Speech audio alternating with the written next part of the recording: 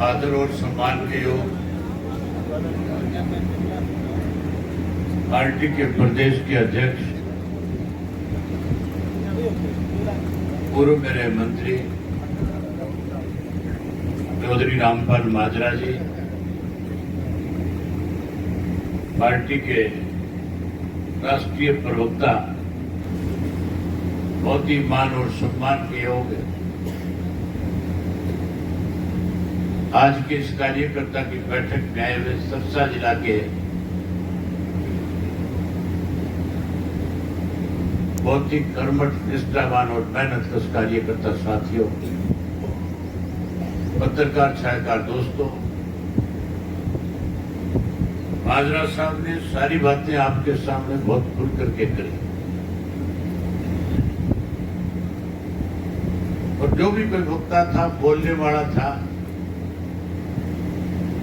एक ही बात पे जोर लगा रहा था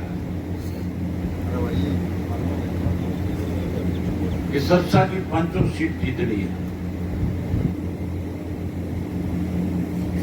मुझे तो इस बात का कोई शक है ही नहीं कि हम 5 नहीं जीतेंगे। ये ठीक है कि लोकसभा का नतीजा कुछ और था, उसका कारण ये नहीं था कि कोई कांग्रेस मजबूत होगी। अगर कांग्रेस मजबूत होती तो इन कांग्रेस वालों से पूछो तो श्री, तुम्हारी पार्टी में भगदड़ क्यों मची हुई है? तुम्हारे बड़े बड़े पार्टी के सीनियर नेता पार्टी छोड़ करके क्यों भाग रहे हैं? भाग रहे हैं नहीं भाग रहे हैं? ये ठीक है, किरण चौधरी की तो अपनी टीस है, अपनी दुख तकलीफ है, उसको तो पार्टी में सम्मान नहीं मिल रहा, इसलिए छोड़ दी। लेकिन जिन औरों के नाम आ रहे हैं, 3-4 के, जिनकी रोज चर्चा होती है कि आज ये छोड़ के बैठेगा, आज ये जाएगा। तुमने पिछले 2-3 दिनों में हुड्डा की वीडियो देखे कि नहीं देखे? किस तरह से हुड्डा उनकी लेलड़ी कर रहा है, किस तरह से उनके घरों में जा रहा है, कैसे उनको जा करके बनाने की कोशिश कर रहा है।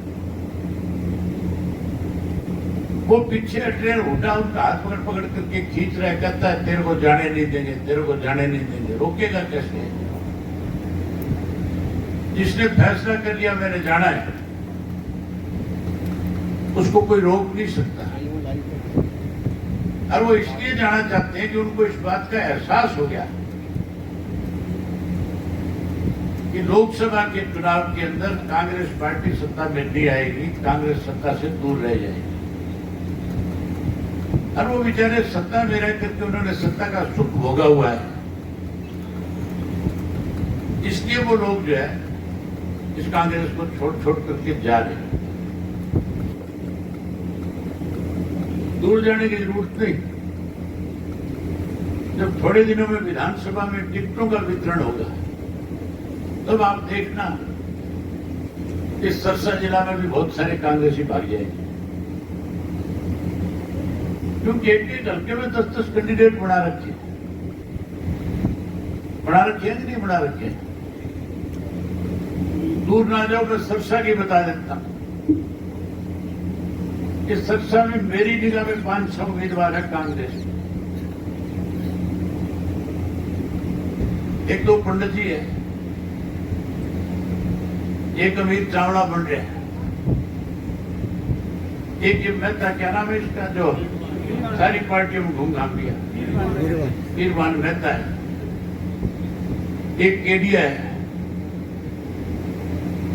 और कोई 2-4 और भी होंगे ऐसे। भाई जैसा और कौन से हैं?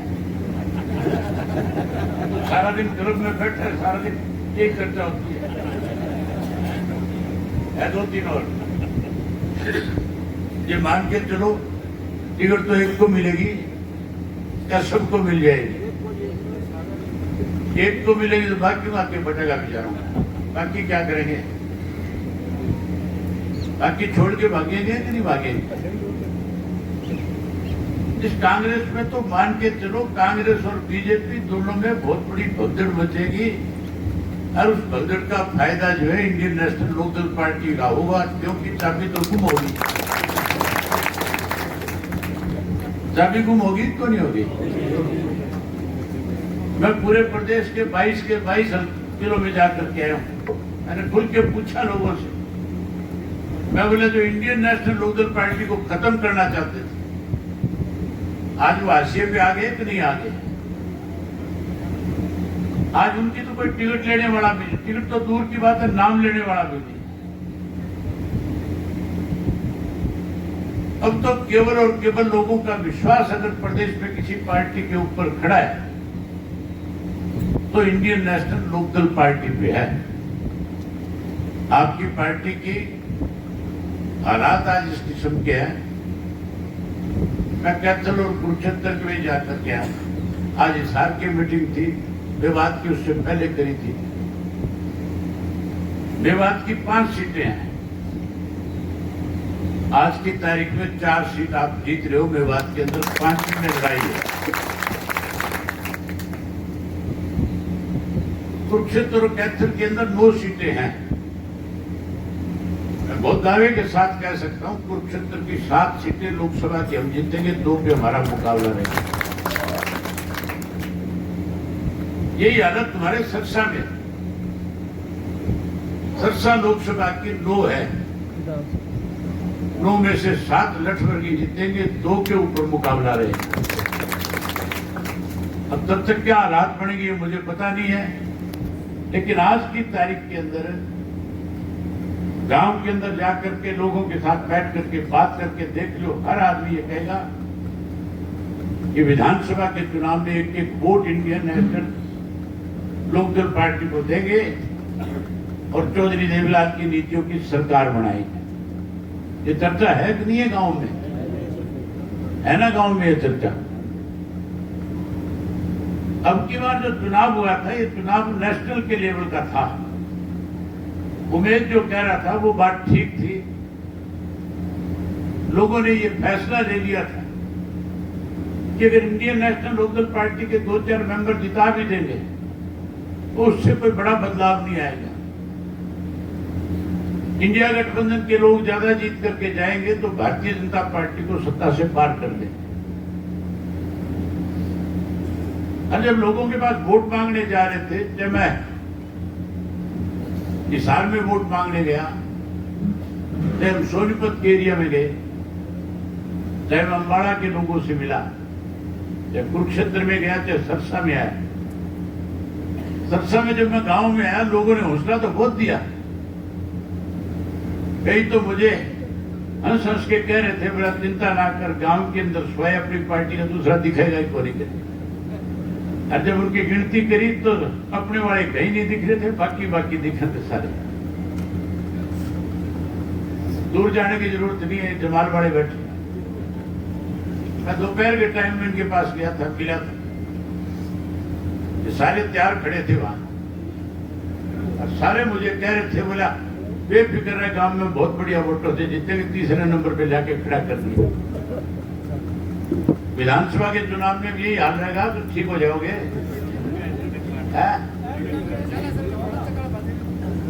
विधानसभा में ठीक हो जाओ तो केवल मैंने एक उदाहरण दिया है तुम्हें। फिर जिस गांव में आप 3रे नंबर पे थे, आज वहां का कार्यकर्ता इतना मजबूत है कि वो कह रहा है कि आने वाले विधानसभा के चुनाव में पार्टी को 1 नंबर पे लाकर के खड़ा कर दे। अगर जहां हम 3रे नंबर पे वहां 1 नंबर पे आ जाएंगे तो फिर 5 सीट जीत जाओगे कि नहीं जीत जाओगे? फिर कौन रोकेगा तुम्हें जीतने से? इस चुनाव के अंदर तो भूपेंद्र सिंह हुड्डा ने 5 सीटें भाजपा को जिताने का काम किया।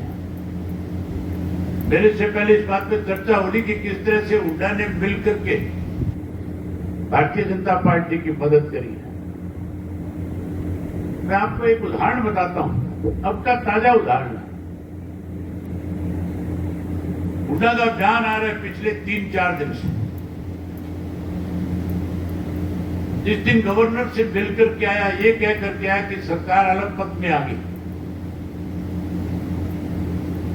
एक तरफ तो जाकर के गवर्नर को कहता है सरकार अलग मत में है, बहुमत में नहीं है, गवर्नर रूल लगा दो। और दूसरी तरफ राज्यसभा का चुनाव आ रहा है, उसके लिए कह रहा है बोले हमारे पास पूरी गिनती नहीं है,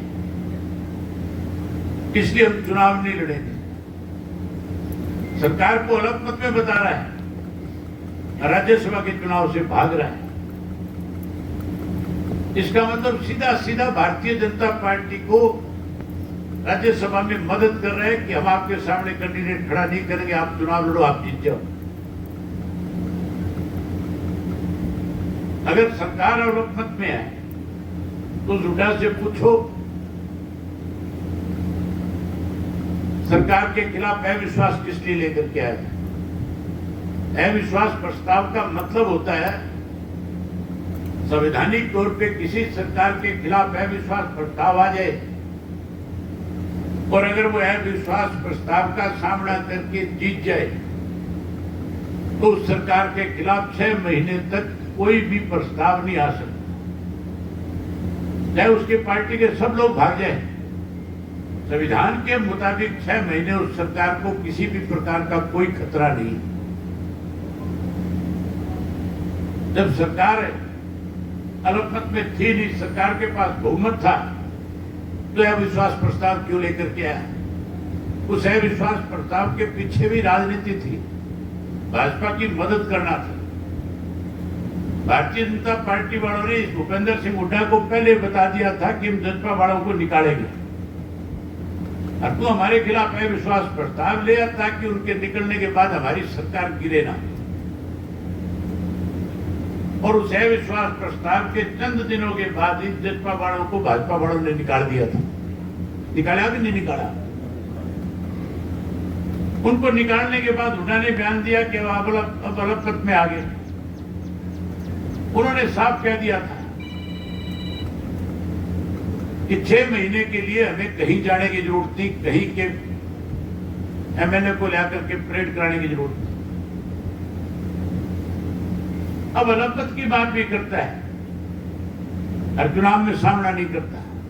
मैंने खुल के कहा है कि कांग्रेस अपना उम्मीदवार उतारे। कांग्रेस के एमएलए की गिनती तो कम हो जाएगी, मुझे पता है। बहुत सारे एमएलए ऐसे हैं आज भी कांग्रेस में, जो राज्यसभा का चुनाव आ गया तो कांग्रेस के खिलाफ वोट डाल करके बीजेपी की मदद करेंगे। लेकिन हमने हमेशा बीजेपी का विरोध किया है। अगर कोई वोट डालने की नौबत आई तो मैं अपना वोट कांग्रेस वालों को दिखा करके दूंगा कि तुम्हारे पक्ष में डाल रहा हूं। जहां मैं अपना दिखाऊंगा वहां मैं ये भी कहूंगा कि मुझे भी तुम्हारे दिखा दो, ये हुड्डा कहीं खाली ना छोड़े। पहले खाली छोड़ गया था एक बार, राज्यसभा के चुनाव में खाली छोड़ गया था कि नहीं छोड़ गया था? 15 ने पेन की स्याही बदली थी, खाली छोड़ा था। इससे ज्यादा और भारतीय जनता पार्टी की हुड्डा क्या मदद करना चाहेगा? अब भी जो 5 उम्मीदवार हारे हैं, जहां भाजपा जीती है, लोगों का तो एक फैसला था कि सारी सीटें एनडीए के इंडिया के उम्मीदवार जीते। उदाहरण के तौर पे बता देता हूं, हुड्डा ने अपने बेटे को जिताने के लिए किरण चौधरी की टिकट कटवाई। इसलिए कटवाई थी, कोसली विधानसभा क्षेत्र पड़ता है जिसमें सारे अहिरवाड़ के लोग हैं, जिसमें दूसरी जातियों की संख्या है ही नहीं, ना के बराबर है। और उस कॉन्स्टिट्यूंसी में पिछली बार कांग्रेस पार्टी 84,000 वोटों से हारी थी। उसी कॉन्स्टिट्यूंसी में अब की बार राव इंद्रजीत की मदद से भूपेंद्र सिंह हुड्डा 2 वोट से जीता है, उसकी पार्टी का, उसका बेटा। वहां जाट का टिकट काट दिया, हीर को टिकट दे दिया, हीर को राजी करने के लिए, हीर का वोट लेने के लिए उसको वोट कैंडिडेट बना दिया। इसी तरीके से हुड्डा जी ने अपने बेटे की मदद और ज्यादा कैसे हो उसके लिए राव इंद्रजीत के सामने लाकर के एक ऐसा कैंडिडेट खड़ा किया जिसका कोई वास्ता हरियाणा के साथ नहीं, ना हरियाणा का पैदाइशी है, ना हरियाणा की धरती पे रहा है, ना हरियाणा में कभी राजनीति करी है। अलग अलग पार्टियों में रह करके राजनीति करता रहा, उत्तर प्रदेश की राजनीति करने वाला व्यक्ति था, उसको ले आके लड़ा दिया ताकि राम इंद्रजीत भी जीत जाए, इधर धर्मवीर जीत जाए। मनोहर लाल खट्टर के सामने तो डम्मी कैंडिडेट खड़ा किया था। कुरुक्षेत्र के साथ लगता हुआ इलाका करनाल का था। मैं रोज पूछता था लोगों से कि करनाल में क्या स्थिति है। वहां के जो राजनीतिक लोग थे वो बताया करते थे कि कांग्रेस वाले के तो दफ्तर भी नहीं खुले। ऐसा व्यक्ति को टिकट दे करके भेज दिया जिसने कभी जिंदगी में चुनाव ही नहीं लड़ा, जिसकी कोई राजनीतिक सूझबूझ नहीं है, जो किसी को जानता नहीं, हमारे इलाके का रहने वाला नहीं है। इसलिए साथियों, लोगों को मजबूर होकर के भारतीय जनता पार्टी को जिताना पड़ा। इसने तो सोनीपत में भी कांडा निकाल दिया था, लाया था बाहर से लेकर के लड़ाया था ताकि सोनीपत की सीट भी बीजेपी जीत जाए। ये तो मान के चलो, आखिरी वक्त के अंदर कई लोगों ने फिर थोड़ा मोटा समझदारी से काम लेकर के भाजपा को वहां पछाड़ने का काम किया। आज भी लगातार कैसे बीजेपी को ताकत मिले, इसके लिए रोजाना इस तरह के बयान देता है, इस तरह के फैसले लेता है जिससे भाजपा को ताकत बढ़ जाए, ताकत मिल जाए। लोकसभा और विधानसभा के चुनाव में बड़ा फर्क होता है। अभी जैसा आपको बता रहा था कि 10 की 10 कांग्रेस जीत गई थी। हमारे यहां 3 सीटों पे जमाना जब्त हुई कांग्रेस की। सरसा में जमाना जब्त थी, रानिया में जमाना जब्त थी इस पिछले विधानसभा के चुनाव में, और आपके इलाहाबाद में जमाना जब्त थी। अभी पीछे इलाहाबाद में चुनाव हुआ था, उपचुनाव। उस उपचुनाव में भी कांग्रेस पार्टी की जमानत जब्त हुई थी। ये तो केवल और केवल लोगों ने भाजपा को हराने के लिए इंडिया गठबंधन को वोट दिया। कांग्रेसियों को गलतफहमी नहीं पालनी चाहिए। हर हालत में लोग जो है चौधरी देवीलाल की नीतियों को आगे बढ़ाएंगे। 20 साल हो गए सरसा के लोगों को पिटते हुए। अब इस चुनाव में कोई कसर नहीं छोड़ेंगे। ये तो लड़ेंगे टिकटों के लिए। जब तक इनके टिकटों का बंटवारा होगा, इंडियन नेशनल लोकदल पार्टी का उम्मीदवार कई हजार वोटों से आगे निकल जाएगा। आप कार्यकर्ता साथियों को तो केवल और केवल आपका एक टारगेट होना चाहिए। कौन उम्मीदवार बनकर के उस पर नजर मत डालना। केवल इस बात के ऊपर ध्यान रखना कि ऐनक का निशान किसके पास है।